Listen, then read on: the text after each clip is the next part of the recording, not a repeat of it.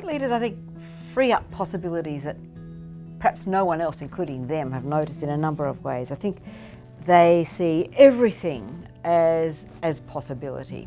So particularly when something doesn't go as you expect it to go, that's actually an opportunity for really deep learning. So rather than something goes wrong, let's fix it, which is what you'd call single loop learning, rather saying instead of doing things right, are we doing the right things? So the double loop learning idea. But the triple loop learning is characteristic of really great leaders because they say, hang on, let's look at the whole framework. What's right anyway? And so they really take it to that meta level. So that's one of the things that I think enables really great leaders to find opportunities that perhaps weren't otherwise apparent. They also, the ones that I've noticed and have seen, have connected everything to the larger purpose. Doesn't matter what it is, so everything is integrated. It's a bit like a hologram rather than a jigsaw. So it's all part of the one entity, which is the core purpose that you're aiming at.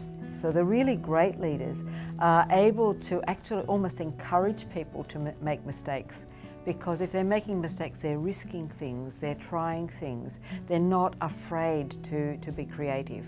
And that's what really great leaders do. They encourage creativity and appropriate sort of risk levels in the people who they're working with. I've learned lots of things about leadership in my own journey, mainly through the things that I've done wrong and the mistakes I've made and the times I've fallen on my face. It's actually the getting up, picking yourself up and moving on and asking yourself what you've learned. And I think probably the major thing is learning to let go of ego, and the leadership circle has helped me in that part of my journey as well. So it's not all about me as a leader. In fact, I'm only a very small part of the overall pattern and picture. Second thing is that one of my learnings is that real change takes a long time. You can go in for a real quick win, and that's likely to be like an early flowering flower. It dies very quickly. But if you're really wanting to build long, deep change in an organisation, you've got to be prepared to take a long time to do it. I think there's a moral aspect of that too for a leader.